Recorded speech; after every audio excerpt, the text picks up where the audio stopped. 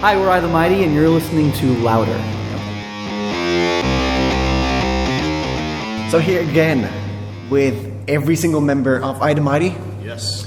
Blake, how you doing? What's up? Great. And Chris? I am doing well. Brent? Hello, good sir. And Ian? Doing good. So it's your first time in the UK.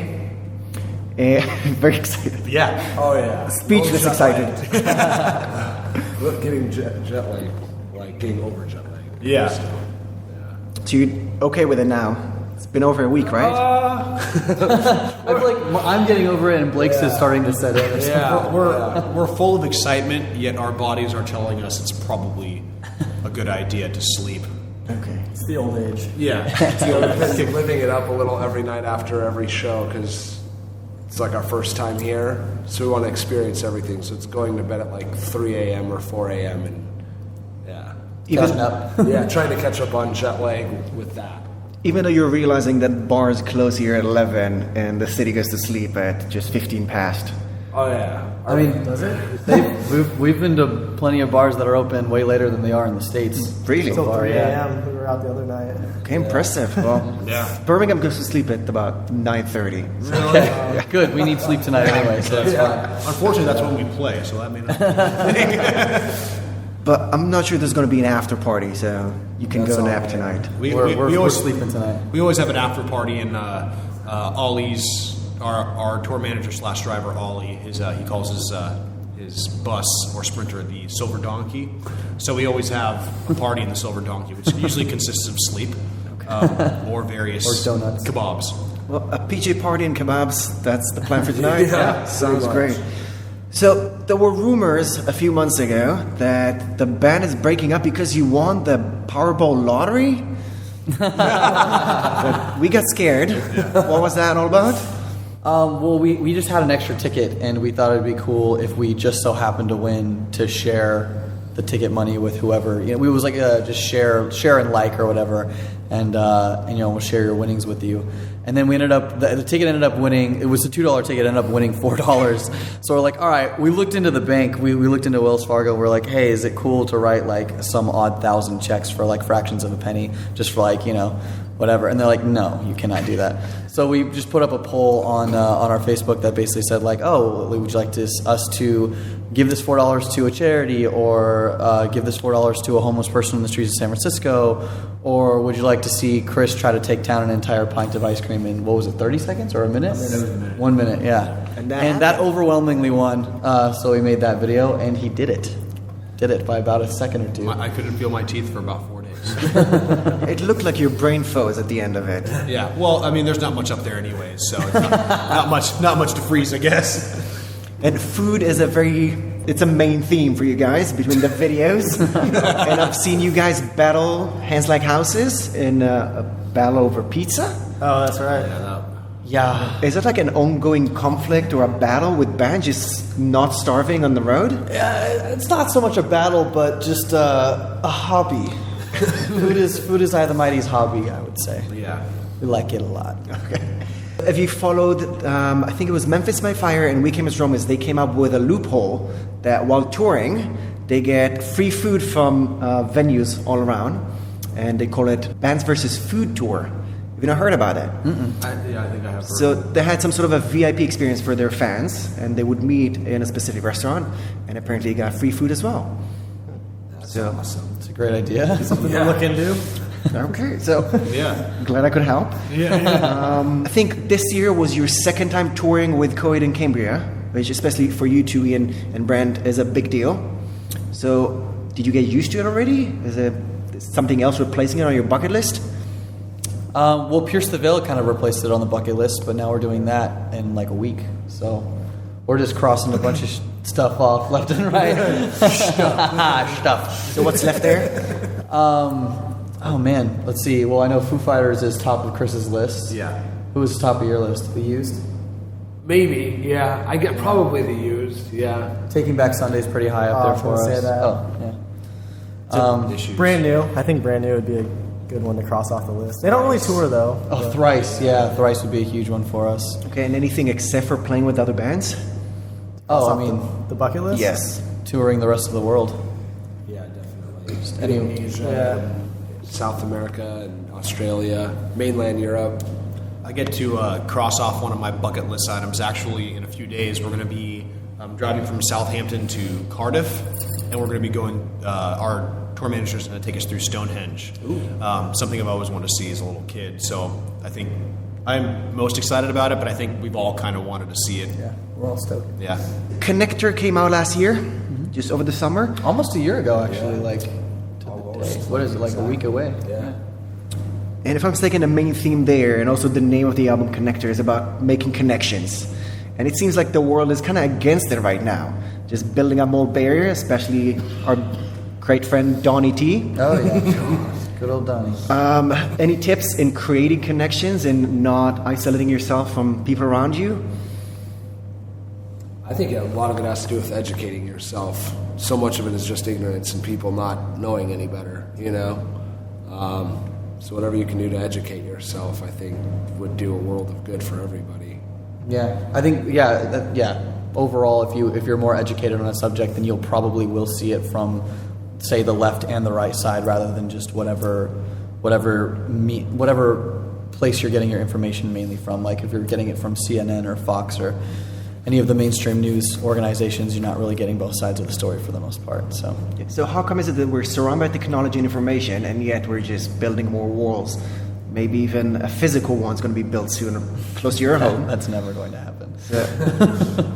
I don't know. The technology, it's making it easier to, say, become friends or make connections with someone across the globe. But a lot of the times it's closing things off while you're in the same room with someone, which were kind of some themes from our last record and stuff. But I don't know. I don't know if there's an answer other than people making a conscious effort to start breaking the walls down instead of building them up. Should we be more optimistic, or? I think it starts with optimism. I think you have to be optimistic. You have to look at things through a positive light to breed the positivity.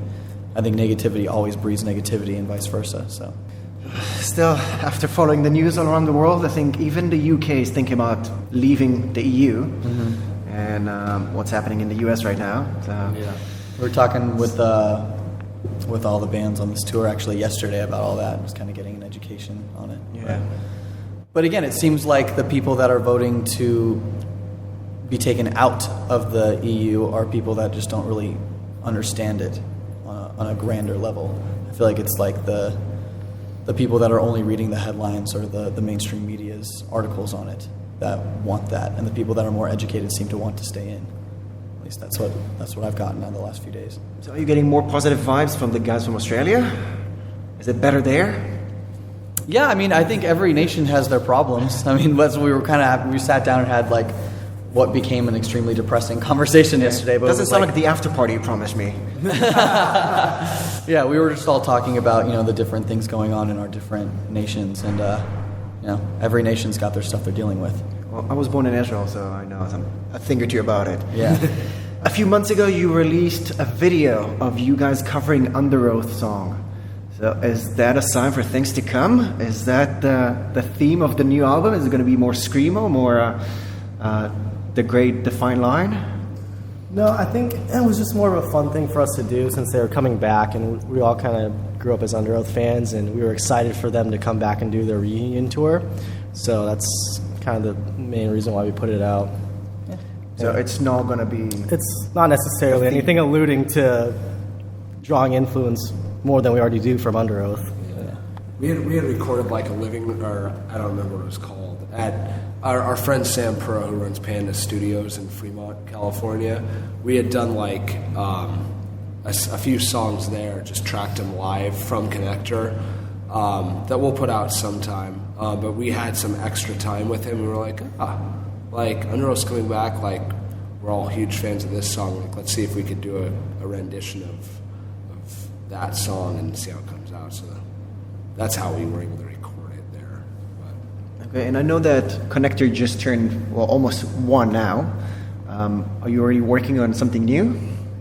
Well, we're going to be doing the Pierce the Veil tour, and then have some weeks at home to rest, and then we'll be doing a headlining tour in the U.S., and then after that, we'll start writing the next record. So probably start tracking it or something beginning of next year. Since one of my favorite songs in the previous album, Connector, is Miss Array. Do you have more stories about devastating ladies? We'll see. There's nothing written yet, but that's never to be crossed off. Well, England is the place to experience more stories like that. Yeah, Liverpool showed us that, I think. I don't know if I can bring that up. You should. Yeah, I don't know if you- we were out. We finished the show in Liverpool the other night. We're loading out, and you guys had your holiday here, or at the bank holiday. So it was Sunday night, and we saw everyone was just dressed like they were just going out for the biggest party in the world. Like, it's Sunday night. Like, this is how they do it over here. And then we found out it was the holiday. But even still, it was impressive. Very. It was a good time. Yeah, a lot of beautiful people out. Yeah, the ratio from women to men, I think it was like 3 to 1, something like that. There was a lot of good looking guys, and even more Really good looking girls. Yeah. So kudos to Liverpool. You have a very beautiful city all the way around. Okay. The cathedral is not the only impressive thing that is in Liverpool. Anyway, I digress. So, are you guys moving to the UK? We've jokingly said that over and over again since we've been here. So, and which city has the nicest accent? I like Scotland. Last I like time. Scottish accents. Yeah. Yeah. Have you experienced the Brummy accent yet? I don't believe so. I don't know if we know the different, I don't know, Dialects? is that the right term, of each accent yet, or if we've experienced enough to be able to tell the difference. Like, Ollie, our driver, has like a very proper English accent, but he has this very deep voice, and we just listen to him talk all day. And he does like the David Attenborough impersonation that you were talking about on that video. You can do like any region of the UK. You can just do stuff spot on. It's really good. Final question. Last time we've met, you guys kind of promised that the next time we're going to meet, you're going to tell me who Psychomachia is about. Turn off the recorder. Well, is that a thing? Because I heard that Day to Remember, their song Second Sucks. The rumor is that it's about, I'm not going to name the band, but a lot of people say that it's about a specific band. So is that like a thing? Just bands do not get along and then they write a song about each other? No, we don't even know them personally. I just have had friends that have had affiliation with them, and they've been under scrutiny for other things that are very immoral. So again, without naming names, that's where that kind of influence came from. Okay. Guys, anything else you want to say to fans, listeners, and somebody's mom? Dear someone's mom, Thank you, for being someone's mom. That's important. Mother's Day was recent. For anyone who's coming out to see us in the UK or Hands Like Houses or this whole tour, thank you for coming out, and tell your friends and spread the word. We will be back hopefully next year, and we need to increase the amount of people that know us. So please just help us spread the word around here, And of course, more food battles. Yes. and more epic food battles for the future. Any good food places, send it our way. Okay. Guys, thank you very much. Thank you. Thanks, man.